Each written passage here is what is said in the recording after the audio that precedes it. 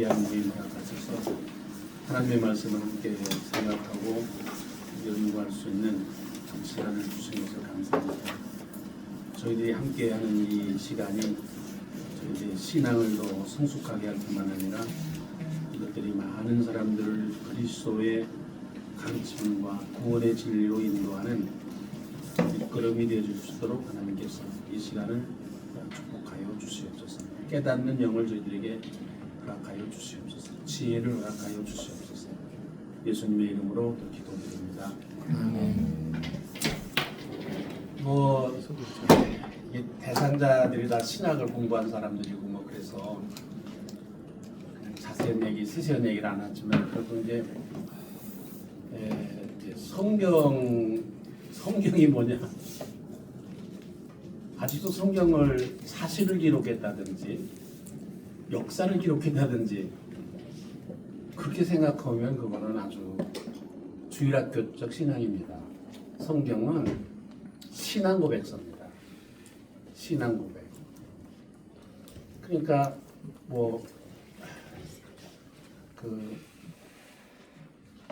여러분들이 12지파가 혈연적 관계가 아니었다. 부족 동맹이었다. 역사적 사실입니다. 그런데 성경은 그런 역사적 사실을 기록한 게 아니라 이거는 하나님께서 맺어주신 같은 형제였다. 그겁니다. 아마 우리가 다 교회 안에서 우리가 형제자매라고 그러는 게 혈연적 관계로 해야 되는 게 아니라 우리 그렇게 믿잖아요. 우리가 그리스도 안에서 우리는 형제자매다. 그 믿잖아요. 우리가 형제자매입니까? 혈연적으로? 아니잖아요. 그러니까 신앙 고백을 기록해 놓은 거다. 그 다음에 다윗에 대해서도 나는 그 돌팔매 몇 개? 한국 몇 개인지 기억도 안 나요. 풀무돌 몇 개? 6개, 5개. 그거 가지고 했다고 그러는데 그건 역사적 사실이 아닙니다. 역사적 사실은 블레셋의 최신복이었습니다. 다윗이 했거든요. 근데 이 사람들이 볼 때는 블레셋의 최신복이 요즘으로 말하면 핵무기라든지 그런 거였지만은 그까짓 거는 조그만 돌멩이 하나에 불과했다. 위대한 신앙 아닙니까? 정말로 돌팔매로 무슨 골리앗 대장 이마를 맞췄다라는 그런 신앙을 가진 것보다는 그 돌 그까짓 거 다윗이 가졌던 그 엄청난 최신무기 그까짓 거는 하나님의 눈으로 볼 때는 신앙의 눈으로 볼 때는 돌멩이에 불과했다. 얼마나 위대한 신앙입니까 이게? 근데 왜 여러분들은 그렇게 바보처럼 그걸 꼭 돌멩이 해야 된다. 그게 그래야 신앙이 굳건한 신앙이라고 믿냐고. 도대체가 유치하잖아요. 그거는 그 다음에 만나라는 것도 마찬가지입니다. 그거 지금도 사막지방에 가면 저녁이 되면은 그 사막지방의 그 기온 자체가 낮에는 굉장히 뜨거웠다가 저녁엔 추운 그런 그 특성을 가지고 있거든요. 그래서 이 추운 겨울에 추운 밤에 나무에 맺히는 뽕나무 열매 같은 겁니다. 지금도 있습니다. 그게. 아침에 자고 일어나면 이게 열매가 그게 이제 생기는 거예요. 그러니까 이제 응고가 된 거지. 그 추위에 어떤 그게 열매 그거 먹은 거예요. 사막에서. 그 사람들은 하나님이 내려주셨구나 밤새 이렇게 생각합니다. 얼마나 위대한 겁니까 이게? 나무 열매 기후 변화 기후 현상으로 말미암아 맺혀진 그 열매가 하늘에서 내려주신 거다. 이걸 기록하는 거예요. 성경. 메추라기 때가 몰려왔다. 그거는 그 몬순 현상에 의해서 계절풍이 불잖아요. 계절풍이 부는데 계속 한 방향으로 부는 거예요. 기러기 떼들이 날아가다가 메추라기 애들이 날아가다가 사막에서 그냥 떨어지는 거예요. 그게 더 날아가지 못하고. 이게 자연현상이었거든요. 그러나 이스라엘 사람들이 신앙의 눈으로 보니까 하나님이 고기도 뭐 단백질이 부족한데 이게 말하자면 몰아다 주셨다. 신앙적으로 고백을 한 거거든요. 그걸 기록한 거거든요. 그래서 무슨 뭐 처녀 탄생을 믿는지 안 믿는지 여러분들 잘 모르지만은 나는 그건 내 신앙에 있어서는 아무렇지도 않습니다. 하나님의 아들이죠. 아들이죠. 세상에 하나님의 아들이 세상에 사람의 모습으로 왔다는 것 자체가 엄청난 기적이고 사건이거든요. 처녀면 어떻고 처녀 아니었으면 어떻습니까? 그건 내 신앙에 있어서는 저도 아무렇지도 않습니다. 하나님이 이 세상에 오셨다. 사람으로 오셨다. 이걸 기록한 거거든요. 그때 당시에 히랍에서는 적어도 마가복음 같은 데는 없잖아요. 요한복음도 없지만은 되게 누가복음에 많이 있는데 누가복음, 마태복음이 있지만은 사람들이 그때 히랍 신화라는 거는 신들이라는 건 우리나라도 있잖아요. 여러분 부처님이 뭐 옆구리로 나왔다는 거 믿습니까? 사실이라고 생각하세요?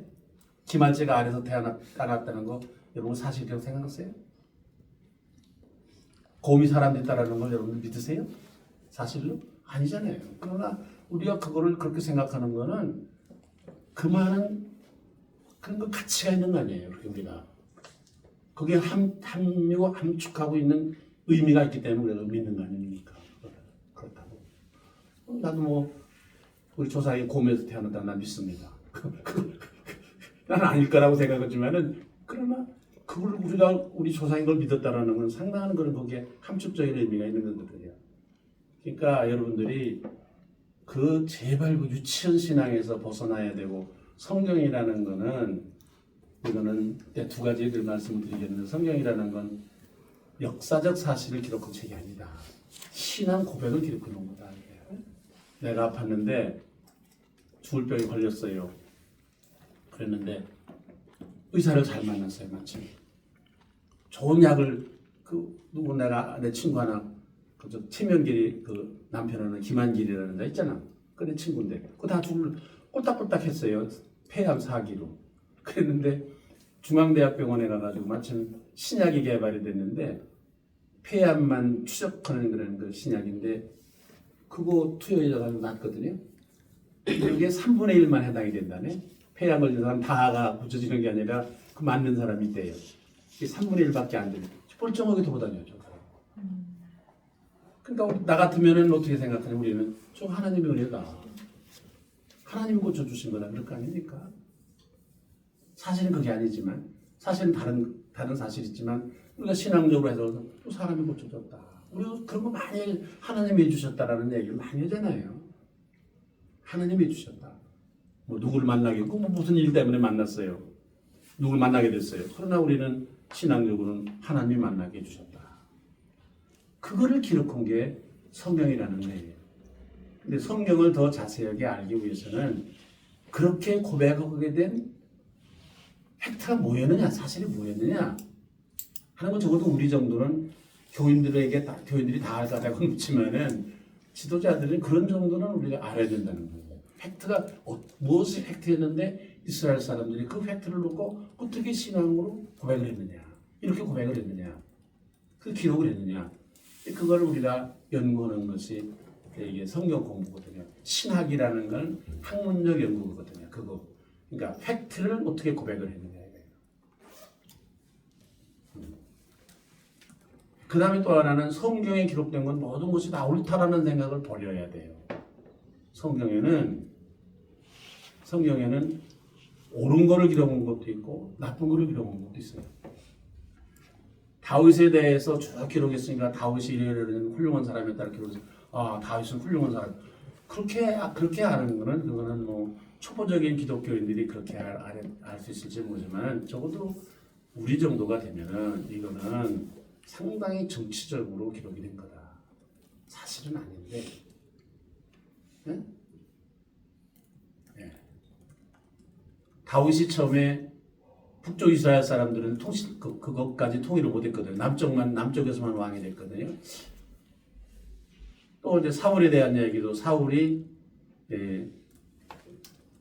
계속 하나님이 미운 사람이다. 뭐 하나님 여기 떠났다. 뭐 그러고 뭐 그다음에 뭐 왜 그러느냐, 뭐 제사를 다윗 저기 사무엘이 오기 전에 지가 지나서 그랬다 그런 얘기가 성경에 있는데 그것은 적어도 이 역사가 기록 역사는 강자의 기록인데 다윗 왕실에 있었던 역사학자들이 어떤 전임자에 대해서 특별히 남북 간의 그 대결 속에서 사울과의 그런 그 갈등 속에서 북쪽 이스라엘과의 계속해서는 그런 충돌이 있는 거거든요.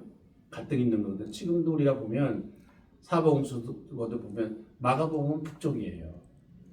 북쪽에서 생성된 북쪽 사람들이 봤던 북쪽 이스라엘의 전승을 가졌던 사람들이 보는 역사예요.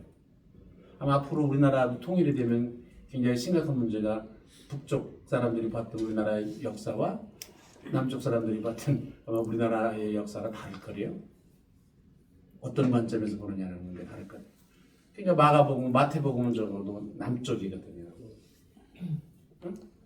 이런 것들을 다 우리가 역사적 사실을 우리가 알아야 이런 상황 속에서 이런 고백을 이 사람들이 했구나 라는 것을 우리가 정확하게 더 잘 알 수가 있는 거다. 그러니까 역대상하 같은 역대기하고 열왕기 같은 거를 사람들이 똑같은 비중으로 보는 사람들이 아마 여러분도 그러실지 몰라요. 역대기하고 열왕기를 똑같은 비중으로 여러분들이 성경 말씀이니까 보시면은 안 되거든요. 실질적으로 이 유대 사람들도 열왕기는 예언서로 분류를 했고 좀 가치가 있다라고 그래도 조금 가치가 있다. 그러나 역대기는 이거는 성문서다. 성문서다 그냥. 역사를 그냥 다윗의 관점에서 보는 하에 그 유대 나라의 역사다. 이런 정도의 가치가 밸류가 없는 거거든요. 이거를 우리가 잘 봐야 돼요. 그러니까 역사서 가지고 우리가 설교를 할 때는 열왕기상의 같은 그 파레레를 찾아봐야 되는 거예요. 여기서 뭐라고 했는가. 그래서 여러분들이 그거를 좀 잘 얘기를 좀 그러니까 신학과 신앙을 구분을 해야 된다 그렇게 생각합니다. 여러분들이 지도자 정도가 되면 그런 정도로 구분해야 된다. 그러니까 열두 부족이 부족 동맹이었다, 혈연관계가 아니었다, 그걸 받고 충격을 받는다 이러면은 이거는 참 아직도 주일학교 수준의 그런 그 신앙을 가진 사람은 그렇게 볼 수밖에 없는 거죠. 어떠서 성경이라는 건 하나님의 구원사인데 제가 여러분들에게 계속해서 얘기하려고 그러는 건 뭐 딱 하나입니다. 이 성경 전체가 크게 두 가지의 두 흐름이 계속해서 흘러내려오고 있다. 지금 우리가 가지고 있는 신앙에까지 이르고 있다. 하나님이 이게 하나님이 이제 구원의 역사인데 이게 하나님이 어떻게 사람을 구원을 하느냐라는 구원의 역사를 한 건데 하나는 쭉 정통적인 하나님 하시려고 했던 일과 이것이 사람에 의해서 계속해서 훼손이 되고 왜곡이 되고 그래가지고 여기까지 내려온 말하자면 하나의 그 역사를 우리 성경 속에서 볼 수 있다는 거예요. 성경에는 이것도 있고 이것도 있는 거예요. 왜곡된 하나님의 구원의 역사를 왜곡시킨 부분도 여기 있는 거예요. 성경에 들어있어요. 왜 성경에 넣느냐? 하나님의 본래 구원의 역사를 다윗에 의해서 이렇게 훼손됐다. 그것까지를 기록한 게 성경이에요. 성경에 딱 이 두 가지가 나누는 거거든요. 나는 꼭 여러분들이 이번 성경 공부를 통해 가지고 이 큰 두 흐름을 여러분들이 알고 그래야 우리가 지금 어디에 서 있는지를 알고 우리가 해야 될 일이 무언가를 여러분들이 알 수 있기 때문에 하려고 하는 성경 공부예요. 뭐 다른 거는 다 여러분들이 더 잘 아시지만 그러니까 본래 지난번에도 말씀을 드렸습니다. 하나님이 대단하신 분 아니에요. 사람은 참 대단하신 분인데 에덴 동산에 사람을 또 창조해주시고 하나님도 좋으신 거예요.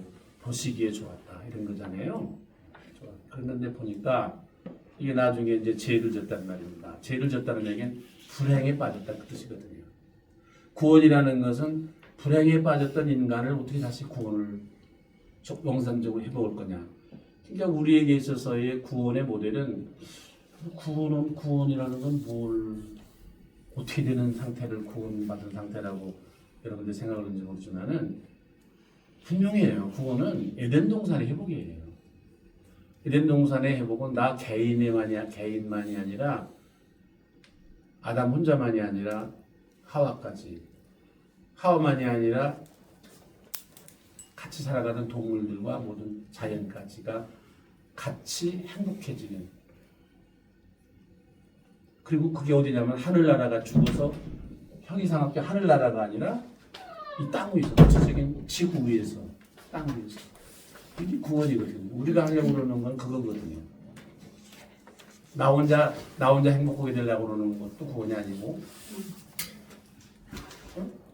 하늘나라에 가서 죽은 후에 미래에 우리가 어떻게 행복하게 산다, 그것도 아니고, 현재적이고 우리고, 나만이 아니라 우리라는 거는 자연까지를 포함해서 우리입니다. 우리고, 그리고 제일 중요한 건 땅입니다. 땅. 이게 구원입니다. 뭐 사실은 미래적인 것이 구원이라고 그러면은, 개인적이고 미래적인 것이 구원이라고 그러면, 우리가 지금 아무렇게나 살다가 나중에 죽은 다음에 뭐 하늘나라에 가면 되는 거 아니겠습니까? 그게 구원이라고 그러면. 그럼 지금부터 우리가 힘들게 예수 믿을 건 뭡니까? 그러니까 이게 구원이라는 거에 대해서도 분명하게 알아야 되거든요. 그러니까 하나님께서 딱 보니까 이 자들이 왜 불행에 빠졌는가? 첫째는 우상이 생겼다 이거예요. 하나님처럼 되려고 했다. 그러니까 하나님, 절대자인 하나님 말고 또 하나가 하나님처럼 되려고 했다. 그 다음에는 소유가 생겼다 이거죠. 소유가 생기니까 경쟁이 생겼다. 개인주의, 이기적인 게 생겼다. 그게 가장 큰 불행의 이제 그 원인이지 않습니까, 우리가? 그러다 보니까 이제 자연과의 관계가 갈등 관계로 변해졌다. 그래서 하나님이 이게 다시 한번 구원을 해봐야 되겠다 생각해서, 하나님도 구체적으로 성경에서 계속 나오는 얘기는 젖과 꿀이 흐르는 땅이에요. 젖과 꿀이 흐르는 땅. 근데 우리가 젖과 꿀이 흐르는 땅인데, 그거는 무슨 말이냐면은 꼭 가나안을 지칭하는 게 아니라, 이스라엘 사람들이 40년 동안 가나안 광야에서 돌아다녔다는 거 지난번에도 내가 말씀드렸지만, 처음부터 애굽에서 나올 때부터 저 땅이다 그런 게 아니라 찾았다 이거예요. 저 땅이다라고 했으면은, 그게 이 사람들이 그 홍해로 갔잖아요. 이 사람들이 저 땅이라고 알았으면은 경로가 달랐어요. 가나안 땅이라고 그랬으면 경로가 달랐어요. 홍해를 갈 일이 없어요. 40년 동안 돌아다녔다는 거예요. 또 가니까 바알신을 섬기는 사람들이 많이 있었다 이거예요. 그럼 우리에게 시사하는 바가 참 많은 거예요. 오늘은. 그러나 하나님은 계속해서 주장이 땅이에요. 땅. 내가 땅에서 구원을 이루겠다는 거예요. 땅에서. 그래서 제일 첫 번째 문제가, 첫 번째 하나님이 우리 인간이 불행하게 된 건 우상이 있는 거다. 그러니까 나만 섬겨라. 나에는 절대로 다른 신을 두지 마라. 다른 신을, 우상을 가지는 순간부터 너는 불행해진다. 그러니까 이게 영적인 싸움이거든요. 이거를 가리켜서 사람들은 하나님 사랑이라고 얘기해요. 하나님을 사랑하라. 하나님을 사랑하라는 얘기는 우상을 섬기지 말라는 거예요. 또 우리가 교인들에게 가르쳐야 될 일 중에 하나가, 어떻게든지 우상을 섬기지 못하도록 해야 돼요. 우상을 갖지 않도록. 나 자신도 마찬가지고, 우리 모두가 다 우상을 가지지 말고, 뭐를 하나님 말고는 절대화하는 게 있어서는 안 돼요. 그래야 네가 행복해진다 하나님이 보셨어요. 그 다음에는 얘들이 땅 때문에 큰 문제, 뭘 갖는 데 문제가 있다. 그러니까 땅은 내 거니까 너 가지지 마라. 내가 사용권은 주겠다. 그러니까 내 거다. 사람들이 자꾸 자기가 가지려고 그러니까 거기에는 제도를 만드셨잖아요. 안식년이라든지 신년이라든지 이런 제도 같은 거는 어떻게든지 우리로 하여금 뭘 가지려고, 자기 것으로 가지려고 하는 여기에서 벗어나야 구원이 된다는 거예요. 하나님의 생각이. 이게 성경의 핵심이에요. 구원의 핵심이에요. 구원의 핵심의 내용이에요. 이걸 우리가 하려고 그러는 거예요. 이거. 그렇게 되면은 자연과도 화해가 되는 거예요. 7년째 안식년이라는 거는 동물들이, 성경에 보면 이 동물이 되는 것이 좀 많아요. 동물이 뭐 먹고 살까에 대해서 관심이 많아요. 그런 의미에서 우리 정부도 괜찮은 정부야. 옛날 정부가 박근혜 때. 그 겨울에 눈이 많이 오잖아요. 그러면은 곡식을 싣고 가가지고 저 강원도 산방에 산지에다가 다 뿌려. 어? 그럼 내가 욕을 해붙였어. 야, 거기에서 몇 킬로 가면은 말이야. 어? 북한에 사람이 굶어 죽는데. 그래 산짐승 굶어 죽는다고 거기다가 곡식 뿌리고 돌아오냐 그게. 내가 그 얘기를 했습니다만은 그러나 한편으로 생각하면 이 사람들이 그래도 동물에 대한 사랑도 참 대단. 하나님도 동물에 대한 사랑이 있어서 7년째 되는 건 동물 거다. 그러시지 않습니까? 예? 네. 그러니까 이게 땅이라는 게 참 이게 문제거든요. 경쟁을 가져오죠 여기에서 말이죠. 이기주의가 여기서 오죠. 그래서 이거를 어떻든지 간에 고쳐서 새로운 천국, 새로운 구원을 이루어보자라는 이거를 누구를 데리고 시작을 했느냐? 히브리를 데리고 시작을 한 거거든요. 아무것도 히브리라는 떠돌이 가난뱅이. 근데 예수님이 가난한 목수의 아들로 태어났고 그 18년 동안 예수님이 행적이 없어요. 성경에. 그죠? 12살까지만 있어요. 12살까지도 한 줄 딱 나왔어. 매 예루살렘에 갔다는 걸 보니까 그래도 12년 동안 예루살렘에 1년에 한 번씩 갔다라는 건 이해가 가요. 18년 동안 비어 있잖아요, 이게. 뭐를 했는지 예수가. 어? 그런데 최근에 이제 그 애굽에서 그 문서가 하나 발견이 됐는데 거기 뭐 그 애굽의 그 콥틱 정교라는 정교회 중에 오소독스 처 중에 한파가 콥틱 정교라는 에티오피아에 거기는 성경이 81권이에요. 그러니까 여러분들이 뭐 하나님 말씀대로 산다는 것도 우리는 66권이고 천주교는 73권이고 콥틱 정교는 81권이에요. 그런 거에 대해서도 굉장히 넓게 생각을 해야 되는 거예요. 그 다음에 뭐 천주교 같은 데에서는 교황의 칙령 자체도 이 성경과 똑같이 봅니다. 바울이 표지 쓴 것만 왜 중요하냐? 교황이 표지 쓴 거. 바울이라는 자가 무슨 뭐 대단한 사람도 아니고 말이지. 뭐 교황 정도인데 이러는 거거든요. 이게. 거기 보니까 18년 동안 무엇이었냐?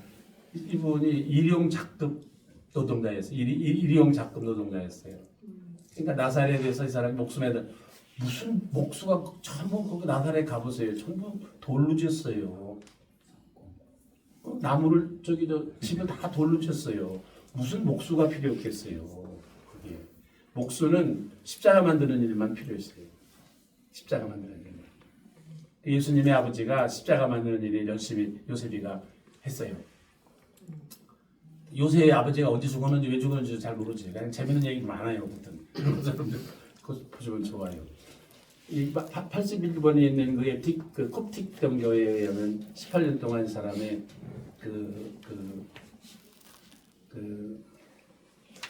거기에서 한 5km쯤 떨어진 데에 헤롯 왕이 큰 그 도시를 건설했어요. 거기다가 새로운 도시를 반란이 일어났던 데인데 싹 불태우고 거기다 거기를 다니면서 도시 일용 노동자였다, 일용 근로자였다 그렇게 거기 나와요. 그게 얼마나 뭐 그런지 모르지만은 어떻든 간에 예수는 가난했던 사람인 거는 굉장히 틀림없어요. 그러니까 히브리를 통해 가지고 하나님께서 구원의 역사를 선택하시려고 했던 것과 예수가 가난한 사람이다. 예수가 가난한 사람을 통해 가지고 구원의 역사를 시작했다라는 것은 너무도 그런 의미가 있어요. 구약의 히브리를 하나님이 선택하셨다는 것과 맥락이 다 있는 거예요. 그래서 적어도 구원의 사역을 하려고 하는 사람들은 적어도 가난해야 돼요. 가난해야 된다는 건 지가 아무것도 가지지 말아야 된다는 뜻이 아니라 가지고 있는 게 내게 아니라는 거로부터 시작이 돼. 그걸 가난한 사람이라고 하는 거예요. 가난할 수가 없어요. 다 버려가지고 가난할 수는 없어요. 모든 것이 그러니까 우상숭배를 하지 말라는 것과 맥락이 같은 거예요. 예. 땅이 하나님 거라는 거하고 똑같아요. 우리가 적어도 안식년의 개념 있잖아요. 어? 이게 적어도 우리가 그게 기초가 되어져야 구원의 사역을 시작할 수가 있는 거예요. 우리의 삶이 내 거라고 생각하는 것이 있으면 안 된다 이거예요. 예수가 그런 집도 없고 아무것도 없었다고 예수님이 스스로 얘기를 하시지 않았습니까? 어떻든지 간에 그래서 이제 이게 쭉 내려다가 이걸 가리켜서 이 메인 라인이에요. 이 메인 라인. 이게 메인 라인인데 이거를 하나님과 백성들이 계약을 했다고 해서 계약법전이에요. 이 사람들 이때 12부족이 계약을 했는데 이때부터 계약을 맺는 순간에 이스라엘이 됐어요. 이스라엘이라는 말이 이때부터 붙는 거예요. 이전에는 뭐였냐면 히브리였어요. 그냥 히브리. 그냥 애굽에서 나온 히브리, 광야를 떠돌던 히브리들이었어요. 다. 그래가지고서 계약을 맺는 순간에 이스라엘은 이 계약의 내용이 지난번에 얘기한 대로 땅은 어떻게 하자, 뭐 안식년이 어떻다 이런 거예요. 이게 그 땅을 줄 테니까 여기 가서 한번 해봐라. 우리가 땅을 찾아서 이런 일을 한번 해보자. 이건 계약법전이라고도 그렇고 굉장히 중요한 신학적인 용어예요. 계약법전. 그래서 계약법전 이스라엘 백성들은 계약의 백성들이에요. 커버넌트 커뮤니티예요. 그러니까 우리도 어떤 사람들이냐면 교회도 계약의 공동체예요. 계약 공동체. 우리도 계약의 사람들이에요. 적어도 이 말은 뭐냐면 나와 하나님과의 계약이 있어야 되는 거예요. 계약서를 쓰면 좋지만은 쓰지 않더라도 우리가 우리의 신앙 고백 속에 우리의 삶 속에 하나님과의 계약이 있어야 되는 거예요. 그리고 내용은 적어도 이거여야 되는 거예요. 땅이라든지 뭐 안식년이라든지 이런 것들이야 돼요. 이웃이라든지 이런 것들이야 되는 거예요. 이걸 가리켜서 계약법전이라고 모세가 중심으로 했다 보니까 모세법전이라고도 그러고 모세 전성이라고도 그러고 굉장히 중요한 거예요. 그리고 광야 전성이라고도 그러고요. 광야에서. 그리고 이때의 법궤 이거를 만들어서 법궤를 만들었거든요. 이때의 법궤는 어디에 있었느냐? 천막에 있었어요. 천막은 고정된 게 아니라 움직이는 거예요. 길에 있는 거예요. 또 백성 속에 있는 거예요. 그러니까 우리 교회가 사람들 속에 아주 아방가드라고 그러거든요. 삶의 전선이 있어야 되는 거예요. 뭐 노동자들의 아픔 속에, 노동자들의 투쟁 속에 우리 교회가 있어야 되고 우리가 있어야 되고 그런 거예요. 움직이는 거예요. 세종어떻게 그 사람은 거기가 교회예요. 맞아. 거기가 교회예요.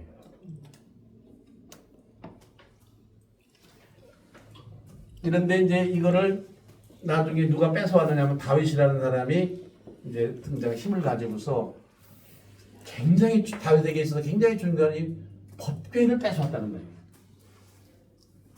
백성들이 것이었는데 왕이 뺏어왔어. 법궤를 독차지하고 있는 거예요. 여기서부터 이 계약법전 이 흐름이 깨지는 거예요. 다윗의 엄청난 이건 잘못이라고 뭐 잘못 이상의 것이지. 그 다음에 여기다가 성전을 지었어요. 가둬놨어요. 이렇게 되니까 이때의 죄는 뭐가 죄였습니까? 이때 계약법전에서의 죄는 뭐예요? 우상 섬기는 게 죄 아닙니까? 그죠? 땅을 제꼬로 소유하는 게 죄가 아닙니까? 안식년 안 지키는 거 죄 아닙니까? 그죠? 자연을 훼손하는 게 죄죠? 이때부터 죄의 개념이 바뀌기 시작한 거야.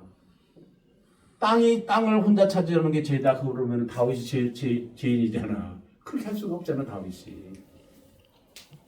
그렇게 할 수가 없잖아. 제놈이 땅 다 가졌는데, 다 뺏었는데.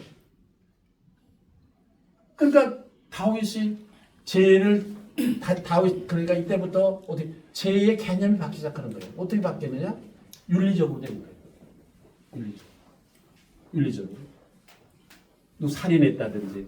그래서 성경에 보면은 뭐 살인 남의 소 죽인 거는 어떻게 하라, 살인한 사람은 뭐 어떻게 하라 이런 얘기 쫙 나오잖아. 이게 언제적 얘기냐면 다윗 치하의 얘기야.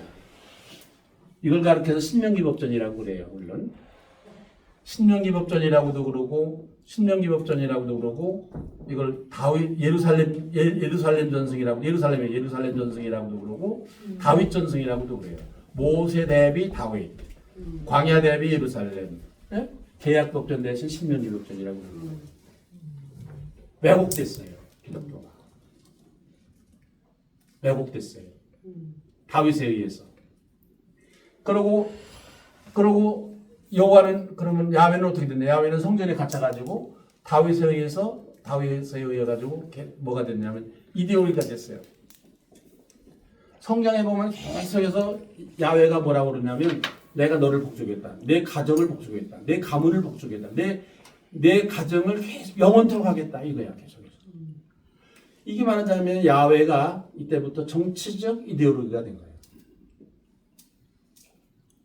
종교가 야훼 종교가 정치적 이념이 된 거예요. 여기서 지금 벗어나지 못하는 게 유대교예요. 유대교는 계속해서 이 전승을 계속해서 이때부터 생긴 게 뭐냐면 유다이즘이에요. 유다이즘. 저쪽은 뭐예요? 히브리즘. 야훼이즘, 히브리즘. 그러다 이쪽으로 넘어오면서 이 사상이 무슨 사상이 되느냐면 이걸 가리켜서 유대이즘이라고 하는 거예요. 유대이즘. 저쪽을 가리켜서 야훼이즘, 히브리즘이라고 하는 거예요. 히브리즘. 이렇게 생각해요. 네? 그러니까 여기에 대해서 계속해서 문제가 생긴 게 사람들이 뭐라고 그랬느냐? 누가? 예언자들이 나와가지고 예언자들의 예언은 두 가지예요. 하나는 우상 숭배하지 마라. 바알에서 떠나라.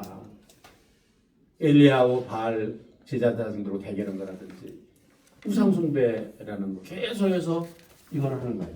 그 다음에 두 번째로는 가난한 사람들에 대한 얘기를 예언자들이 계속해서 하는 거예요. 그거는 결국은 너희들이 지금 본래의 이 계약 전승, 모세 전승, 계약 법전, 하나님의 구원의 역사를 너희들이 왜곡하고 있다. 돌아봐야 된다. 이렇게 해서 이렇게 얘기를 했어요. 근데 이제 어떻든 간에 이렇게 와가지고서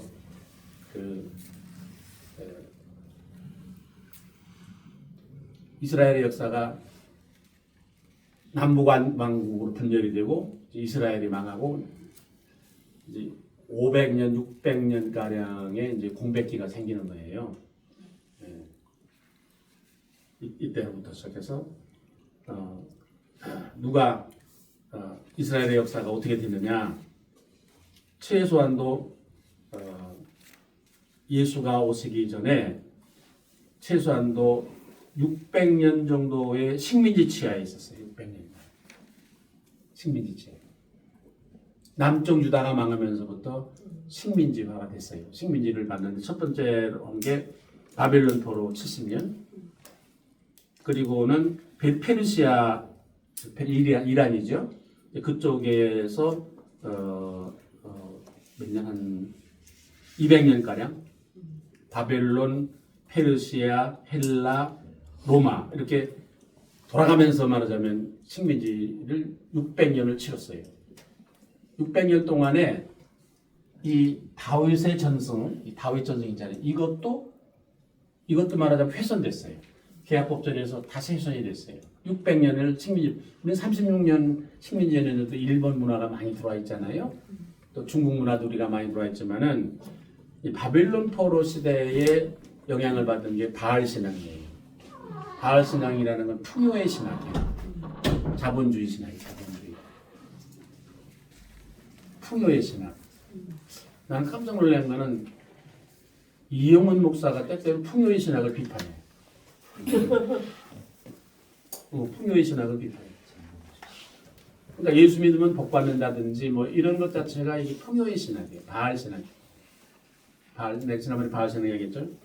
그 다음에 이제 페르시아 문화가 들어오면서 페르시아 문화에 들어서 천사와 악마라는 개념이 페르시아 문화 때 생겨요.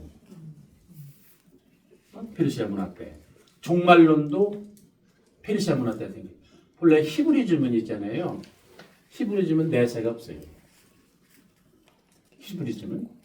본래 히브리즘은.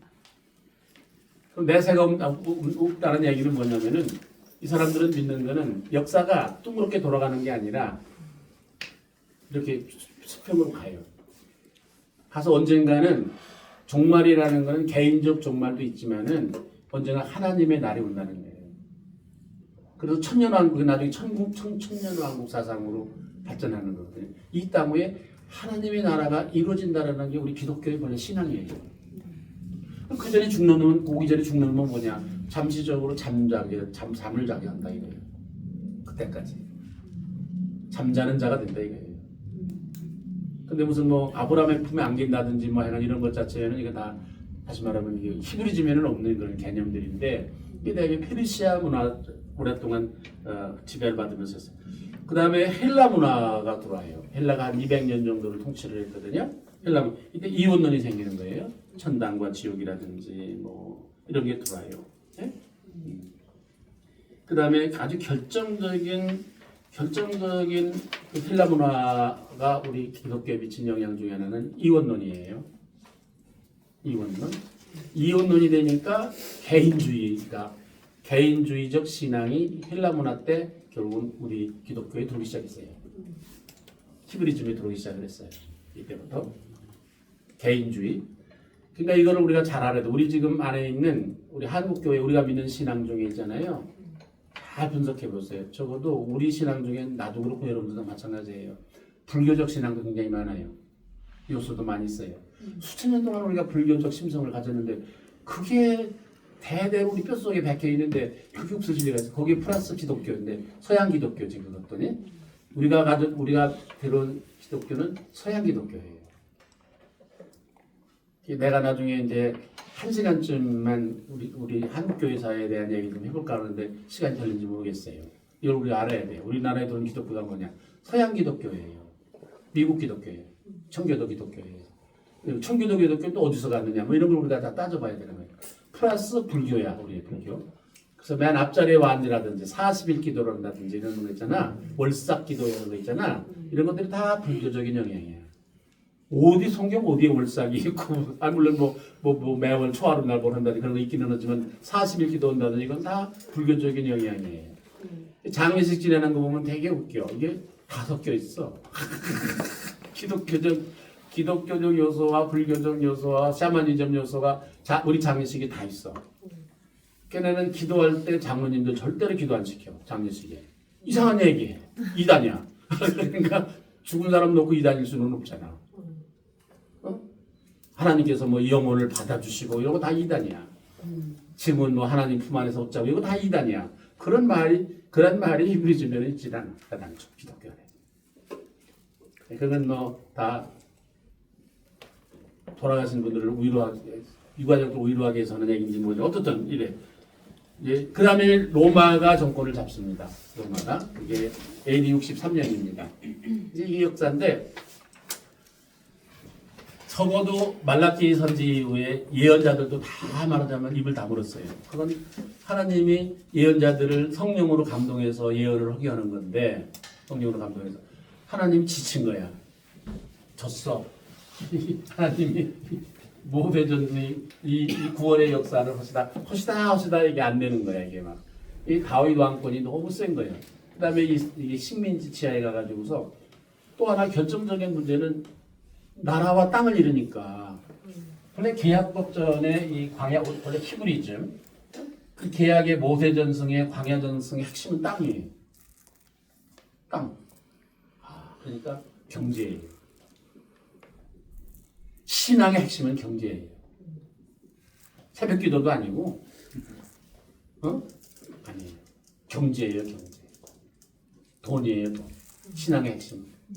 그러니까 다 이러고 땅도 없지 아무것도 없지. 그러니까 이거 헐 지킬래 지킬 수가 없잖아 이게 말하자면 뭐. 다 식민지 치하가 되니까 더 지킬 수가 없었어요. 그래가지고서 마지막에 그래도 마지막까지 남은 게 두 가지가 남았어요. 세 가지가 남았어요. 하나는 할례예요, 할례. 이거 막 식민지가 막 해서 뭐 들어오고 막 난리 치니까 이거 어떻든지 간에 이게 이스라엘의 정치성을 잊어버린 유다이즘이지 그때는 말하던 하나님이 선택한 백성이라는 거지. 유다를 선택한 건 사실은 아닌데 히브리를 선택하셨는데 이 사람들은 유대 민족을 선택하셨다고 생각하는 거죠. 유다이즘 그러니까 유다이즘이 생겼어요 이때. 이거 좀 내가 나중에 설명을 하겠지만 그러니까 할례를 해가지고서 우리가 구분하자 이렇게 된 거예요. 근데 두 번째는 제사예요. 제사. 이러나 저러나 제사는 지내야 된다 이렇게 된 거예요. 하나님 앞에. 세 번째로는 안식일. 안식일은 지킬 수 있잖아. 본래적인 의미에서의 안식년은 못 지키지만 안식년. 땅이 있어야 안식년을 지키지. 노예가 있어야 안식년을 지키지. 쥐들이 다 노예인데. 그래서 생긴 게 안식년에 말하자면 정신을 담아서 생긴 게 안식일이라는 게 생겼어. 그런데 딴 거는 다 안 하고 안식일에 이러지 말자. 그것만 딴 건 지킬 수가 없었어. 안식일을 다른 걸 안식년을 대체하는 게 안식일이었는데 안식일에 다른 거를 시킬 수가 없었어. 시킬 수가 없었어. 그러니까 딱 하나 이러지 말자 이렇게 된 거야. 그래도 어떡하냐 이러지 말자. 그것만 하나 한 거야. 그것만 하나 해보자. 그 할 수 있는 게 식민지 치하에 살 수 있는 그거밖에 없었던 거지. 식민지 치하에 살 수 있는 게. 그 안식이라는 게 생겼어요. 그때부터 시작해서. 안식이나 안식. 송 실장, 그 저기 저 창세기에 무슨 뭐 창조해가지고 치어서 그 안식이 생긴 게 아니라 그래서 생겼다니까. 알았어? 이렇게 생겼어요. 어떻든 간에. 갑자기 놀랐어 지금.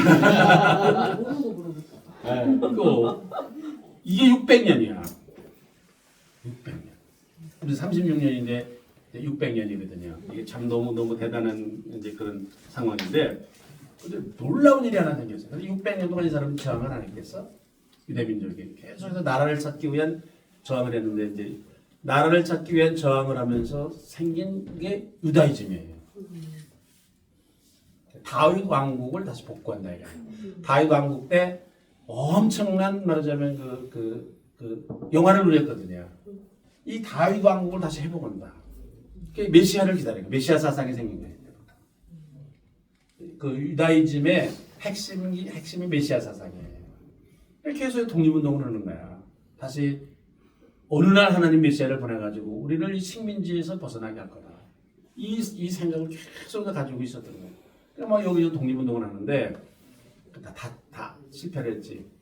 근데 마지막에 여러분 그 예수님이 오시기 전 기원전 140년 이니까 어떻게 돼요? BC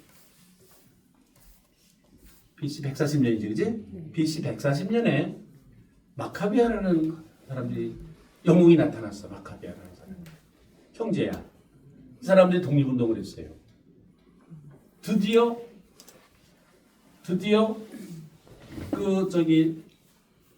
그 나라를 독립왕국을 세웠어요. 그걸 가리켜서 하스몬 왕국이라고 해요. 놀라운 사건이야. 이게 도대체 500년 만에, 예? 적어도 400년, 110년 만에 독립을 한 거야, 이게. 그래서 이제 구약 성경에 보면, A경에 보면, 르네경이라고 그러지만, 천주교에서는 정경이지만, 마카비오서가 있어요. 난 마카비오서 가지고 한번 내가 설교를 해본 적이 있어요. 아마 A경 가지고 설교한 사람 나밖에 없을 거야. 한국 교회에 굉장히 많은 첫 번째 한 일이 내가 많아. 그 중에 하나가 A경 가지고 설교한 거야. A경 가지고 설교한 게 갈릴리 교회라 가능하지. 그 갈릴리 교회는 또 A경인지 모를 거야. 그러니까 이게 그런 거 없다 그렇게 생각을 하지. 교회도 좀 무식한 게 좋긴 좋아. 딴 교회 같아서 뭐라고 할지도 몰라. 똑똑한 놈 하나 있었으면 뭐라고. 녹화되고 있어. 응? 녹화되고 있어. 똑똑한 사람이 있으면은 그랬을지도 몰라. 교회에다가 스님 세워놓고 뭐 크리스마스 예배도 보고 또 우리 교회가 제일 처음에 했던 일이야. 또 뭐야 그 세례 줄 때 대부 세우는 거 있잖아. 그것도 우리 교회가 하는 일이고. 또 우리 교회는 성찬식을 아마 성문밖에도 안 하는 성찬식을 하는데 우리는 저거 가지고 해. 저기 무슨 문서지? 갑자기 잊어버렸어. 루마. 리마 문서 가지고 우리는 성찬식을 해요. 근데 우리 교회들은 그게 뭔지도 모르고 해요. 그 보면은 상당히 화채설에 가까운 도큐멘트야. 이 피를 마심으로 뭐 우리의 뭐가 변화되게 하시고 뭐 이런 그 리마 문서, 예전에 그 다큐멘터리가 그대로 있는데 아마 자기네들 성찬식 하는 줄 우리는 그거 가지고 해. 오랫동안. 그 사실은 뭐 노예도 10여자면 10일 수 있는 거고. 노예도 몰라요. 모르지 노예. 리마 문서를 모르지. 저기 있나. 무식한 게 상당히 좋을 때가 많아. 자체를 모른다고요? 리마 문서 자체를 몰라. 아니 우리 교인들도 몰라. 이게 리마 문서인지 뭔지조차도 뭔지도 모르고 하지. 그러니까 모르고 할 때 굉장히 좋아. 성문밖에 한번 해보지. 리마문서 가지고 저것도 치고도 해볼 수 있어야지. 네. 모르지 그 리마문서 그 알고 있는데 아니. 쓰지는 않고 있어. 그거 내용을 모르지. 내용이 달라고 그래봐. 그래서 이게 독립을 했는데 79년 동안을 유지를 했어. 79년 동안. 이때 굉장히 이 하스몬 왕조가 한 일 중에 하나가 이게 말하자면 민족성을 막 민족 국가를 세운 거야. 그러니까 사실은 이때 사마리아하고 그 북쪽 지방 있지. 저기 갈릴리 지역 이런 데가 다 이방 사람들이 하고 혼혈을 로마가 아니라 그 헬라라든지 그 다른 페르시아라든지 이런 나라에서 식민지를 할 때 유대민족성이 너무 강하니까 이거를 희석화시켜야 되기 위해서 그 본래 다 그 혼혈을 정책적으로 했어요. 그래서 그거를 사마리아가 받아들이고 갈릴리 지역 사람들이 다 받아들여서 북쪽 이스라엘 쪽이 그걸 받아들였어요. 그러니까 사마리아 사람을 개라고 그러는 이유는 뭐냐면 상종을 안 한 건 혼혈족이라는 거야. 유대민족의 정체성을 버리고 다른 이방 민족하고 혼인했다. 그래서 개라고 그러는 거야. 그 쳐도도 안 보는 거야. 그 사람도 상종도 안 하는 거야. 그런데 그때 하스몬 왕조 시대에 유대 사람들을 저쪽 그 베들레헴 쪽에 있는 예루살렘 근처에 있는 남쪽 유대 지역에 있는 유대 순손 종족의 유대 사람들을 이주를 시켰어요. 갈릴리 지역으로. 그래서 예수님의 고향이 어디야? 예수님 어디 살았어? 난데가 갈릴리 살았잖아. 나사렛에서. 혼인을 하러 어디로 갔어? 신고를 호적을 어디로 갔어? 나사렛 저 예루살렘으로 간 거야. 그 무슨 소리냐? 이주에 간 거야. 그러니까 예수님이 아니고 요셉의 조상들이 하스몬 왕조 때 갈릴리로 말하자면 이주를 한 거야. 남쪽에 살던 사람들. 그 본적은 어디가 있어? 예루살렘. 남쪽에 있는 유대 땅에 있는 거야. 그러니까 왜 호적으로 거기 가는지도 몰랐지. 거기 여관 좋아서 거기로 갔나면 뭐 영주권 준다고 해서 미국에 가듯이 갔나? 애나가 갔나? 출산하러 갔나? 그것도 모르고서 그냥 뭐 나사렛으로 갔다고 그렇게 베들레헴으로 갔다고 그러지. 하스몬 왕조 때 그걸 민족 그도 이게 망했어요. 누구에게 망했느냐? 로마에 망했어요. BC 63년에 망해서 적어도 예수님이 오셨을 때는 예수님이 오셨을 때는 누구 치하였느냐? 로마 치하였어요. 로마 치하였어요. 그러니까 600년을 넘는 식민지 치하 마지막 끄트머리 로마 치하인데 로마는 언제 망했느냐? 67년에 망했어요. AD 67년에 망했어요. 아니 70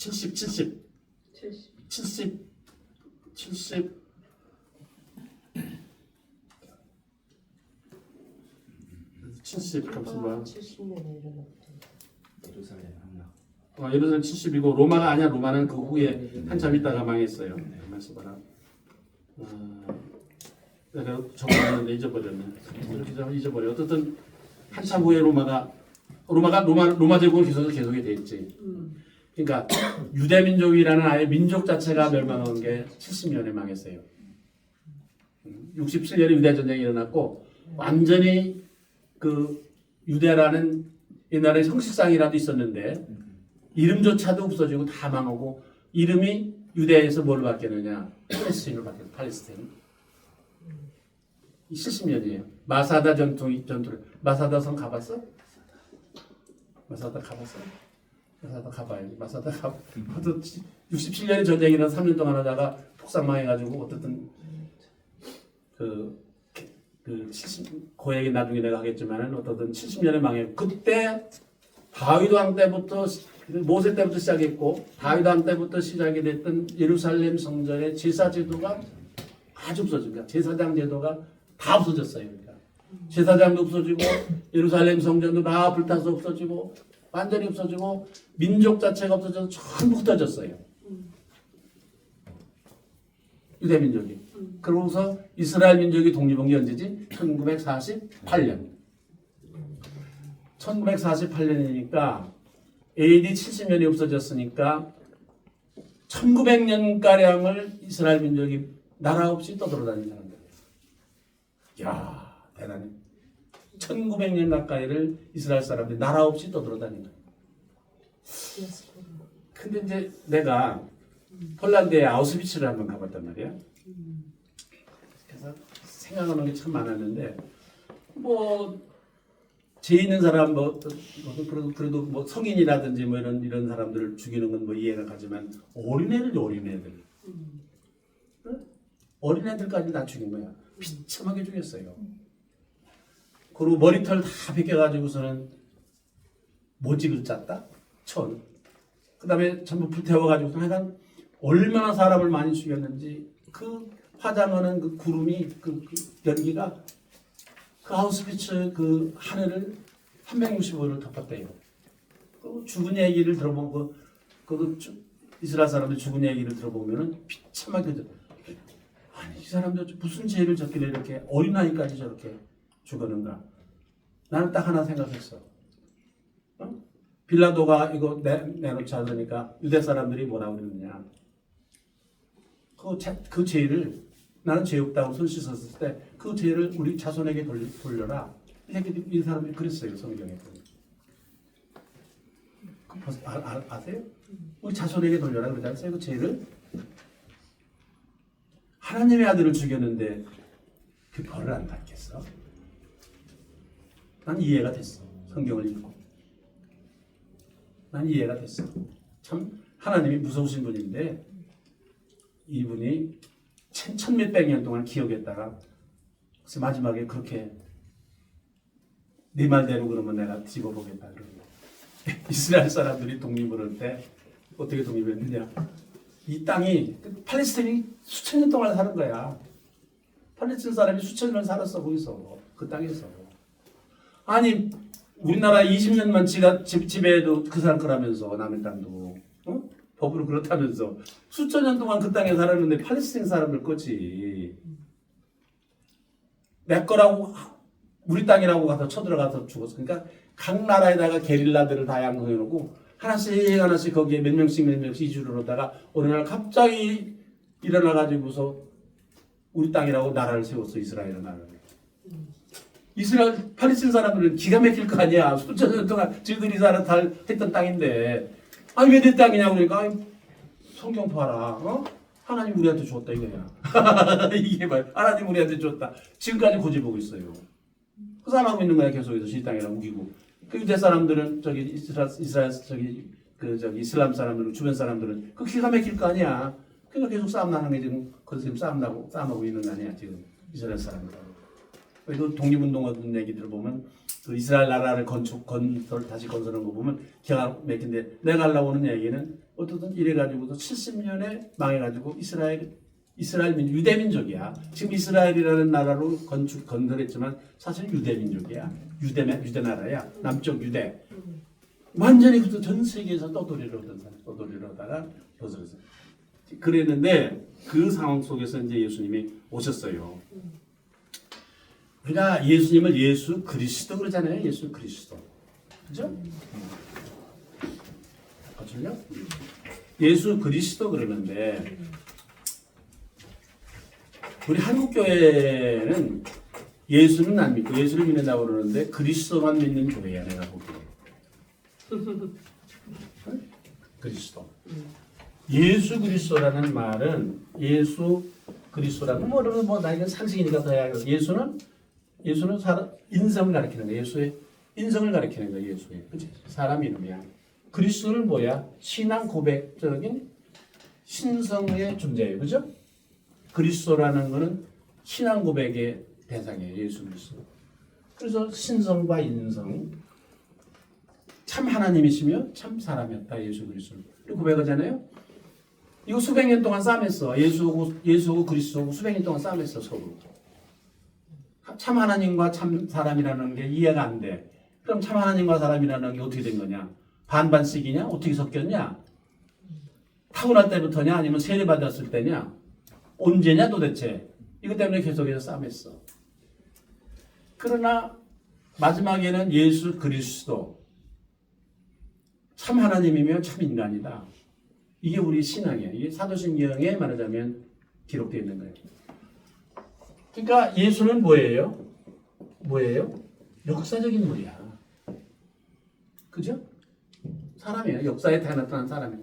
그리스도는 이거는 신앙의 대상이에요. 그렇지 않습니까? 그치? 사도신경에 여러분 외우시는데 사도신경은 이제 복음서가 다 확정되기 전에 하도 이런 말 저런 말이 많으니까 신앙의 기준을 세워야 되겠다. 그래가지고 이제 사도신경을 외우잖아요. 사도신경을 만들었잖아. 사도신경에는 사도들이 모여서 되게 이단이라는 것을 정통이라는 걸 구분하자. 이단과. 그래서 만든 거예요. 그러니까 이제 교회마다 예배 드릴 때 사도신경으로 오면 그거는 정통교회다 그렇게 우리가 보는 거예요. 사도신경을 부정하면 그건 이단이라고 우리가 봐야 되는 거예요. 정광훈 목사가 맨날 사도신경이잖아. 그래서 이단 아니라는 거야. 그러니까 저기 손은정 목사가 전광훈은 이단이다 하면 그래도 소용없어. 전광훈이가 사도신경을 외워. 그러니까 교단마다 전광훈이 이단이냐 아니냐라는 걸 시비를 해. 초기 때마다. 사도신경을 외운다는 것 때문에 이단이 안 돼. 그만큼 중요해 사도신경. 눈 똑바로 뜨지 마. 사실이야 그게. 이 전광훈 이 정도의 전략이 있어야 되는 거야 우리에게. 우리 그런 정도의 전략도 없어. 막 해. 노예가 뭐라고 하든 제 맘대로 해. 그거 그렇게 하면 안 돼. 전광훈이는 다 생각하고 사도신경을 외우는 거야. 사도신경을 외우는 나는 이단이라고 말 못해. 근데 사도신경에 참 재미있는 말이 있어. 사도신경을 우리가 공부를 많이 해야 돼. 거기 기독교적인 진리가 많이 담겨져 있어요. 네? 거기에 굉장히 많은 기독교적인 의미가 담겨 있어. 그 중에 하나 굉장히 특별한 게 뭐냐면 사도신경 가운데 본디오 빌라도에게 고난을 받으시고 그런 말이 있어. 있어 없어? 있지? 이상하잖아? 예수가 왜 죽었는데? 누가 죽였는데? 유대 지도자들이 죽였어요 마지막에. 사실 본디오 빌라도는 뭐 손 씻었어요. 나는 상관없다 이런 거야. 그러니까 책임 자체가 본디오 빌라도에게 있는 게 아니라 예수 유대 지도자들이 남겨줬어요. 그런데 왜 하필이면 본디오 빌라도에게 고난을 받았다는 얘기를 사도신경에 넣냐 이거야. 왜 이렇게 써? 번역마다 조금 다르지 않나요? 뭐라고 썼어? 다른 번역에서 뭐 천주교에서는 본디오 빌라도의 치하에서라고 말해요. 아니야. 본디오 빌라도에게 고난을 받으사 그래. 천주교에서 하나는 우리하고 사도신경이 다른 거는 십자가 지옥에 내려가시고 그렇게 돼 있어.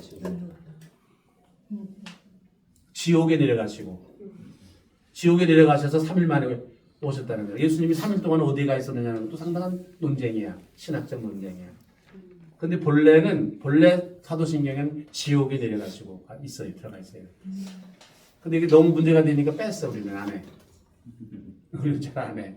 그러나 본래 원문에는 지옥에 내려가시고 이렇게 돼 있는 거야. 그래서 연옥설이라는 게 있는 거야. 연옥설. 대개론대가 있다는 거야. 우리 대개론대가 있어야 유치장도 있어야 재판 돌 거 아니야. 뭐 이거 너는 어떻게 살았냐 재판 돌 거 아니야. 너 배고픈데 뭐 줬냐 안 줬냐. 대기소가 있어야지. 한국 사람들이 지금 평균 수명이 늘어난 거는 이 대기소에 가서 신원 증명을 해야 되는데 얼굴을 대조를 해야 되는데 성형을 많이 해가지고 이게 잘 성형에서 본판을 구분하느라고 오래 걸려가지고 늦어져서 지금 한국 사람들이 올해 평균 수명이 늘었다는 거 아니야? 말이지만 어떻든 시간에 그러니까 김건희가 너무 갑자기. 이 본디오 빌라도에게 고난을 받은 사람이라는 게 굉장히 중요한 말이야. 이 말은 무슨 말이야? 예수가 역사적인 인물이었다는 거야. 본디오 빌라도는 본래 역사적인 인물이야. 역사에 나오는 그때 십자가에 죽은 사람이 한두 놈이 아니야. 그때 아예 어떤 데는 1000명씩 죽였대. 그러니까 그게 직업이 됐어. 요셉이가 십자가만 만들어서 팔아서 먹고 살았던 사람. 정치범이었다. 다 정치범이죠. 그러니까 정치범들이 되게 어디에서 제일 많이 나왔느냐면 갈릴리 지방에서 많이 나왔어. 계속해서 갈릴리 지방에서 거기가 본래 그 저항이 심했던 지역이 갈릴리 북이스라엘의 전통. 다시 말하면 그때까지만 하더라도 이 모세 전승이 그래도 살아있던 데가 북쪽 이스라엘이에요. 남쪽 유다는 이건 완전히 다윗의 전승이 그 기득권이 있었던 나라죠. 요즘 말하면 뭐 TK라고 그러나 뭐 하면 요즘 TK도 아니긴 하지만 호남이지 요새는. 어쨌든 간에 완전히 뭐 TK 말하자면 그때 그 남쪽은 그랬던 사람들이다. 그러니까 이제 그 강도가 옆에 서 있다고 그렇게 두 사람이 있었다고 그러지 않았어? 강도는 절대로 십자가에 못 박여서 죽는 법이 없어. 윤리적인 죄, 종교적인 죄는 돌팔매 던져서 죽였어. 간음했던 여자 잡혀왔을 때 돌팔매 던졌어. 돌로 치라 그렇게 됐어요. 그러니까 정치범만 십자가형이었어요. 정치범만. 그러니까 이 강도를 정치범으로 죽였다라는 말은 십자가에 달았다는 얘기는 이건 게릴라야. 게릴라 운동 하던 놈이 잡힌 거야. 그럼 게릴라 운동 하던 놈을 강도라고 그때도 그렇게 얘기한 거예요. 네? 계속해서 그랬는데 이거는 그 사람 누구지? 그 노벨상 받은 사람이 있는데 벨기에 사람인지 얘기 정신이 이래 벌써 찾아보지 않으면 몰라. 예수라는 그 소설을 썼어. 유명한 소설인데 이제 거기에 예수 아버지가 요셉이 어떻게 죽었느냐 얘기가 나와. 근데 역사적으로 보더라도 예수님이 태어나기를 BC 4세기에서 AD 6세기가량으로 봐요. 대개 BC 4세기 정도로 봐. 잘못 계산해가지고 BC 뭐 1세기 1년부터 치잖아. 그거 아니고 나중에 보니까 좀 잘못 계산한 게 나와요. 여러 가지 볼 때. 예를 들면 헤롯이 사람을 뭐 죽였다든지 헤롯 왕이 뭐 어떻다든지 뭐 그런 얘기라든지 뭐 등등 역사적 사건이 있어요. 또 호적을 하라고 했던 그런 기록이 요세푸스의 그 역사 기록에 나와요. 근데 따져보니까 BC 6에서 AD 4년이 한 10년 사이를 지금 보는데 대개 BC 4세기로 봐. 근데 예수가 10살, 11살쯤 됐었을 때야.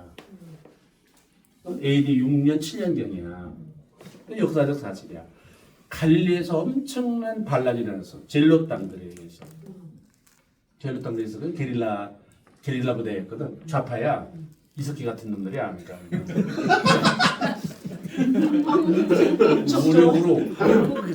무력으로 통일을 하려고 하던 그런 세력이 있었어. 그 젤롯 땅이야. 그래서 우리 가운데 젤롯 땅들이 더 있어. 근데 예수님도 데리고 다녔으니까 그냥 데리고 있어야 돼. 근데 어떻든지 간에 예수가 10살쯤 돼서 10살, 11살쯤 됐었을 때 엄청난 말하자면 관리를 중심으로 해가지고서 게릴라 운동이 일어났어. 독립운동이 일어났어. 응?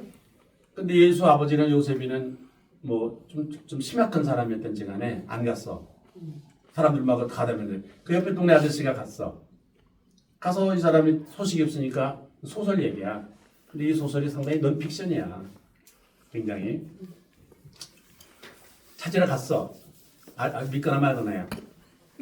갔는데 이 사람을 발견을 했어. 그래서 이 사람을 이제 돌보고 친구야. 그러니까 동네 살던 친구야. 친구 아저씨야. 그렇게 하다가 이제 결국 이 사람도 로마 군인에게 붙잡혀가지고 예수 아버지 요셉은 애매하게 죽었어.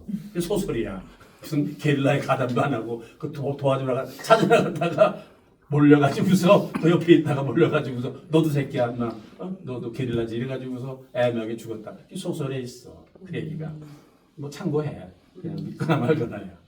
근데 어떻든 간에 예수 아버지가 왜 죽었느냐 이거는 그 예수가 자랄 때 내가 할 얘기를 하고 예수가 자랄 때 게릴라 운동을 본 거야. 동네 아저씨들 다. 나도 6.25 때 내가 6살, 7살 때였거든. 6.25 때. 내가 굉장히 오래전 사람이야. 일제 해방될 때를 내가 봤다니까. 내가 일제시대에 살았어. 일제시대에 살았어, 나 일제시대. 2달만. 2달만이면 많지. 그래? 내가 일제시대 살았어. 자기들하고 제너레이션이 달라, 사실.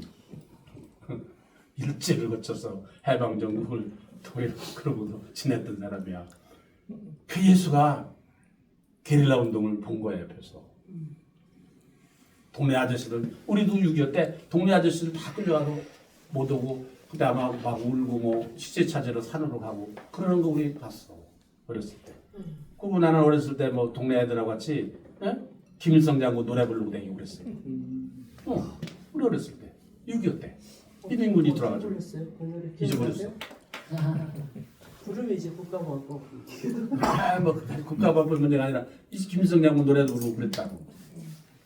이제 예수가 이제 이때쯤 나왔는데 여러분 이게 굉장히 중요한 일이에요.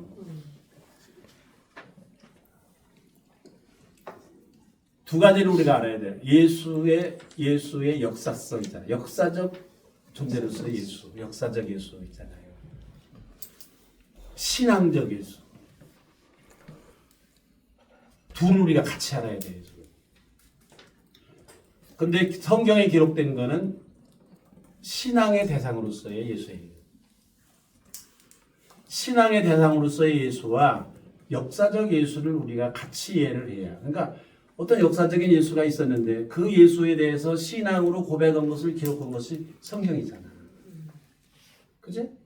그러니까 우리 신앙이 바로 온전한 신앙이 되기 위해서는 역사적 실존으로서의 역사적 예수와 신앙의 대상. 그때 당시에 초대교회 사람들이 어떻게 예수에 대해서 그 역사적 예수에 대해서 고백을 했느냐. 어떻게 고백을 했느냐 라고 기록한 것이 사복음서 아닙니까? 우리가 이걸 같이 봐야 되는 거예요. 하나만 보면 안 된단 말이에요. 그래야 성숙한 신앙인이 되는 거예요. 성숙하죠. 그런데 우리는 너무 역사적 예수에 대해서 무식한 거야. 역사적 예수에 대해서. 내가 이제 얘기를 할게. 어떻게 얼마만큼 무식하냐. 이제 한 400~500년 동안 이제 하나님이 뭐 이렇게도 해보려고 그러고 저렇게도 해보려고 안 돼.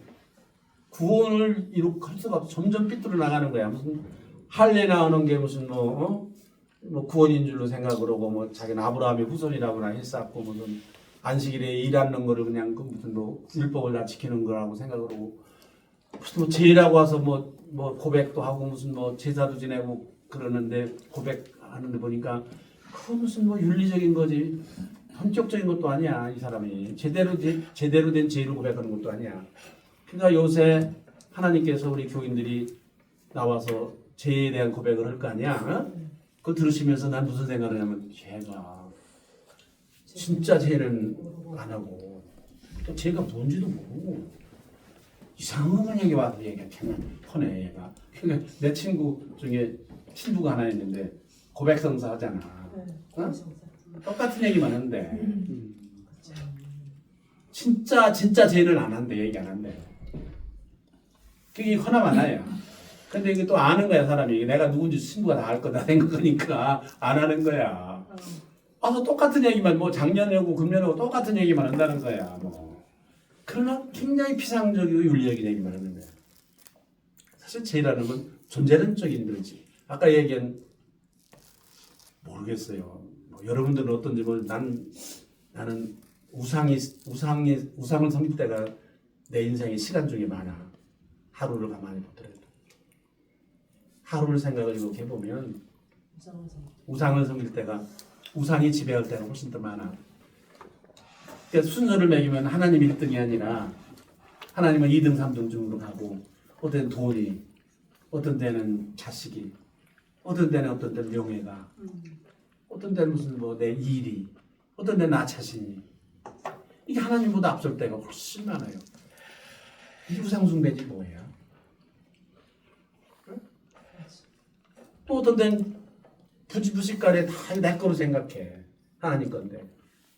네? 이게 문제야. 그 손목사 그 아들하고 또 동네 애들 있잖아. 동네 애들 수능 떨어지는 거하고 수능 잘못 본 거하고 자기네 아들이 혹시 수능 잘못 보고 누구에 대해서 더 속상해? 동네 애들 수능 잘못 본 거 속상해? 수능 관심 없어. 예를 들면 관심 없지 말고 속상해? 제 자식이 수능 잘못 본 거 속상하잖아. 그거 제 거기 때문에 그런 거야. 제 새끼니까.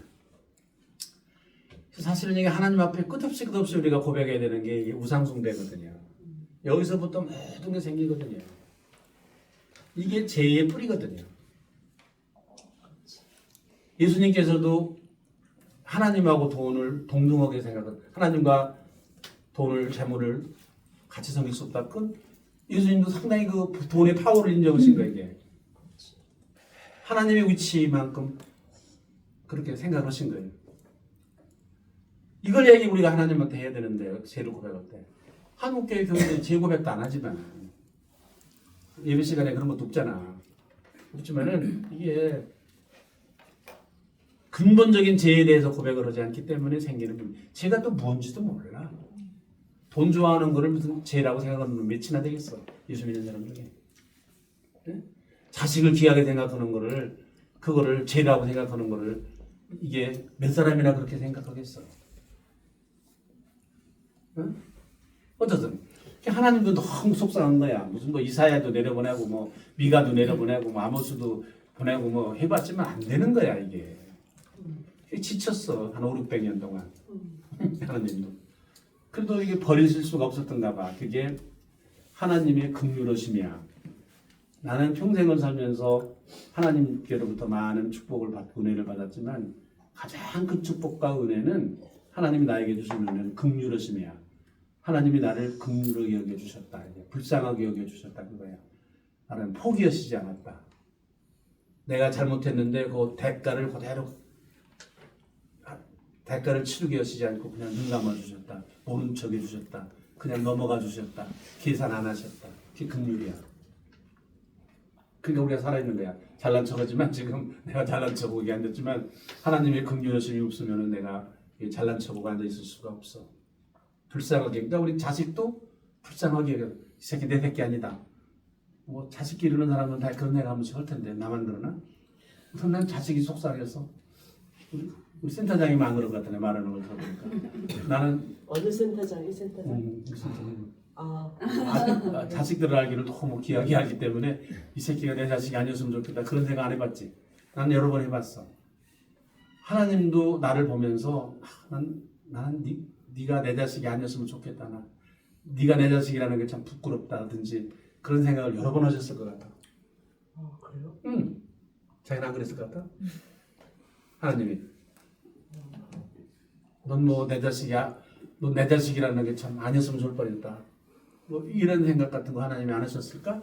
자기는 안 했어? 자신 있으면 뭐. 자신이 있는 게 아니고 별로 그런 생각 안 하고 사네. 그러니까 그게 문제지. 이것 자체가 죄야. 이게 제일 가장 큰 죄가 무식이야. 무식? 무식이 가장 큰 죄. 이걸 그런 애가 안 해봤다는 게 무식한 거거든. 제가 무식. 무식이 가장 큰 죄야. 죄가 뭔지 모르거든. 그리고 죄를 짓거든. 이게 무식이야. 난 신학교 때 배운 얘기야. 무식이 큰 죄다. 무식이 죄다 이거야. 성경에 대해서도 무식하기 때문에 생기는 일이거든요. 그러니까 하나님이 예민하지 못하다. 예민하지 못한 게 모르는 거지. 죄가 뭔지 모르는 거지. 그러니까 나는 뭐 선목사가 굉장히 훌륭한 사람인 걸 내가 알긴 알지만 그래도 우상이랑 하나님이랑 뭐 순서가 왔다 갔다 했을지도 몰라. 응? 그렇죠. 내 거라고 생각. 그리고 또 뭐 부지부식간에 하나님보다 뭐 노동자가 더 귀하다든지 뭐 그랬을지도 몰라. 응? 또 이념이 더 중요하다 그랬을지도 몰라 하나님보다. 그러나 하나님의 뜻보다는 이념이 더 중요하다 이렇게 생각하고 행동했을지도 몰라. 뭐 부지부식간에 그랬을 것 같지도 몰라. 안 했다면 참 훌륭하신 어른이지. 존경할 만한 분이지. 그런 게 다 죄거든. 내가 하나님에게다 이게 안 되겠다. 그래도 안 되겠다고 생각해. 불쌍하다 이놈들. 그러니까 이게 마지막에 안 되겠다. 그래서 내가 아들 하나 있는 거 보내야 되겠다. 그럼 예수를 보낸 거예요. 그러니까 성경에 어디에 나와 마지막에 마지막 때에 내가 내 아들을 보냈다. 마지막 때에 보냈다. 네? 마지막 때에 보냈다. 이런 게 나와. 내가 보냈는데 이 새끼들이 네? 하나님의 아들인 줄도 그런 줄도 모르고 쫓아냈다. 뭐 죽였다. 뭐 이런 말도 나와. 성경에 그지? 그쵸. 복음서. 자, 그런데 잘 생각해봐. 하나님이 예수님을 이 세상에 보낼 때 하나님 바보가 아닌 이상은 언제쯤 보내는 게 좋을까? 그 생각 안 했을까? 지금 이재명이 지금 뭐 저기 에집트인지 에티오피아인지 갔는데 언제 가는 게 좋을까? 그 생각 안 했을까? 안 하고 왔을까? 무작정 갔을까? 어느 때가 정치적으로 가장 좋은 때일까? 한 나라의 왕, 한 나라의 대통령이 어느 나라를 방문할 때 어느 때에 가야 좋을까? 정치적으로 생각 안 할까? 그지? 하나님은 그 생각 안 했을까? 어느 때에 예수를 보내야 좋을까? 내 아들. 그 생각 안 했을까? 그럼 적어도 우리가 예수를 이해하려고 그러면 하나님이 도대체 어느 때를 골라서 보내셨는가? 그걸 알아야 되는 거 아니야? 그래 하나님의 뜻을 짐작할 수 있잖아? 그냥 하나님이 이 세상에 예수님이 이 세상에 오셨다. 그렇게만 단순하게 생각하면 안 되잖아.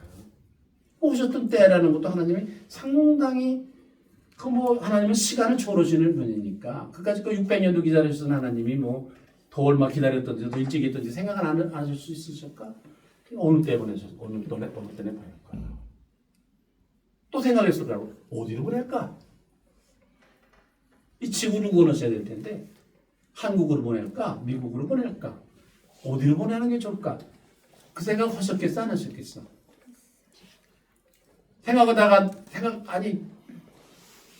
그냥 아무렇게나 생각하다가 넌 막 유대 땅으로 가라. 그러고서 유대 땅에다 돌려 보냈겠어? 어떻게 생각해? 그거에 대해서. 응? 또 유대 땅이라는 나라가 역사가 긴데 길잖아 역사가. 하스몬 왕조 때 보냈어야 될까? 어디 보냈어야 될까? 어떤 정치적인 상황, 경제적인 상황, 어떤 상황 속에 이 내 아들을 보내는 게 적당할까? 구원의 역사를 이루는데 적당한 때일까? 상황일까? 그건 생각 안 했겠어? 또 가서 어떤 놈들하고 어울려서 살도록 해야 될까? 어떤 놈들이 있을 때 보낼까? 어떤 놈하고 어울려서 살게 보낼까? 그 생각 안 하셨겠어? 하나님이 대한민국 윤명진하고 어울려서 살게 보내야 되겠다. 그랬으면 참 좋을 뻔했는데 나하고 어울려서 내가 고달팠겠지. 예수님하고 어울려서 사는 사람들이 잘 되는 게 없잖아. 다 죽었잖아. 재수 없지. 나 인간적으로. 그러니까 어떻든지 누구하고 예수님이 와서 어울려서 살 사람이 있어야 될 거 아니야. 살 동네가 어디에 될지도 생각했을 거 아니야. 하나님이 보낼 때. 그 생각해봤어? 그거를 적어도 이해를 해야 사회과학적으로 최소한도 그런 역사적으로 그거를 이해를 해야 하나님이 이런 때 여기에 이런 사람들과 더불어서 하나님의 나라 구원의 역사를 구원으로 오신 거 아니야? 예수님이 우리 구원으로 온 거 아니야? 그치? 놀라웠어? 구원으로 왔다 이거야. 예수님에게서의 구원이라는 거는 뭐냐면은 율법의 완성이에요. 계약법전의 완성. 그러니까 성경 가운데 내가 율법을 폐하러 온 것이 아니라 율법을 완성하러 왔다 이러신 거예요. 병고처로 오셨다 소리도 안 하고 율법을 병고처럼 또 그것 중에 하나에 있겠지. 율법의 완성이겠지. 율법을 완성하러 왔다 이거야. 구원하러 왔다 이거예요. 율법의 완성이라는 건 구원이야. 구원 우리가 예수님을 구세주라고 그러잖아. 구주라고 그러잖아요. 그렇지? 그러니까 하나님이 주도면밀하게 생각을 하시고서 계획적으로 예수를 보냈을 거라는 거예요. 우리 구원하기 위해서.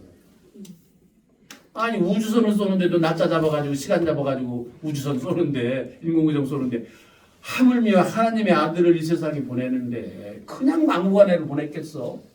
아니잖아. 적어도 그거를 알아야 그 역사적인 상황을 알아야 하나님의 뜻을 짐작할 수가 있고 그 상황 속에서 예수가 무슨 일을 했는지를 우리가 알아야 예수가 한 일을 제대로 이해할 수 있지 않겠냐 이거야. 그래 안 그래요? 홍현경 그래 안 그래? 네. 그 생각해봤어? 예수가 왜 그때 왔는지, 왜 예수가 유대 땅에 왔는지, 예? 예수가 왜 베드로 같은 자들과 어울려 다녔는지 생각해봤어? 그리고 예수를 이해할 수가 있어? 그거 뭘로 우리가 예수를 이해할 수 있느냐? 예수가 한 말을 이해할 수가 있어? 예수가 한 말, 예수가 한 행동, 이런 모든 예수의 삶이라는 것은 그 컨텍스트에 그 시간과 그 공간 속에서 이루어진 일이란 말이야. 허공에서 이루어진 일이 아니잖아. 그 컨텍스트에다가 예수를 넣어야 예수의 말과 예수의 삶을 넣어야 해석이 나오잖아. 올바른 해석이. 이걸 공부하는 게 신약 성경이야. 신약 공부예요. 이걸 이해하는 게. 뭐 예수님이 한 예수에 대해서 어떻게 고백을 했는지 이거는 성경 속에 다 있으니까 그건 여러분이 다 읽어서 알고 배워서 아는 거니까 내가 그 얘기는 안 할 거고 예수의 역사적 예수에 대해서 내가 얘기하려고 하는 거예요. 이게 성경 공부예요. 대전제는 예수는 우리를 구원하러 오셨다. 그리고 그거는 하나님이 하려고 하셨던 구약에서 기록이 되었던 구원사의 연속이다. 그러니까 우리가 구약 성경을 가지고 있는 걸 왜 가지고 있느냐? 예수만으로서 구원을 다 우리가 이해할 수 있다. 그러면 구약을 가질 필요가 없어요. 적어도 구약에서 구원이라는 게 뭐냐? 죄라는 게 뭐냐? 하나님이 하시려고 했던 게 뭐냐? 그런 연속선상에서 예수를 봐야 예수도 구원으로 왔기 때문에 그래야 예수를 우리가 제대로 이해할 수가 있는 거예요. 가장 중요한 것은 뭐냐? 예수가 땅에 왔다는 거예요. 땅에서 우리를 구원할 필요가 없으면은 우리를 다 끌어올려가지고 하늘에서 구원을 이루셨으면 될 뻔했어요. 예수님이 뭐 그런 능력이 없었겠어? 하나님이 그런 능력이 없었겠어? 그치? 근데 예수를 땅에 보냈다. 그 얘기는 이 땅에서 하나님의 나라 구원을 이루려고 했던 거야. 예수가. 그건 뭐와 맞닿느냐? 구약 성경하고 개혁법전하고 딱 맞닿는 거예요. 그치? 예수가 가난하다는 얘기는 구약에서 하나님이 가난한 사람들을 선택해가지고 구원의 역사를 시작했던 것과 예수가 가난한 자의 모습으로 이 세상에 오셨다는 것과 같은 거예요. 이 가난하지 않으면 구원이 안 되는 거야. 가난한 사람이 오지 않으면 안 되는 거야. 그 구원이라는 건 땅에서 이루어야 되는 거야. 그러니까 예수가 땅으로 온 거예요. 그러니까 구원의 장소는 어디야? 땅이야. 근데 왜 자꾸 하늘만 쳐다봐? 하늘만 생각해? 예수는 오히려 구원을 하고 땅으로 왔는데. 그리고 예수가 사람이 됐잖아요. 사람으로. 또 의미하는 의미가 있는 거예요. 구원이라는 건 어디서 이루어져야? 사람에게서 이루어져야 되는 거야. 땅에서, 그 땅에서 사는 사람에게서 이루어져야 되는 거야. 그러니까 예수가 땅으로 왔고 사람에 머무는 거예요. 왜? 땅에서 사람으로 구원을 이루는 일을 하시기 위해서. 이걸 아는 건 굉장히 중요해요. 이걸 우리가 이 역사적 본질을 우리가 잃어버리기 때문에 생기는 일이 굉장히 많아요.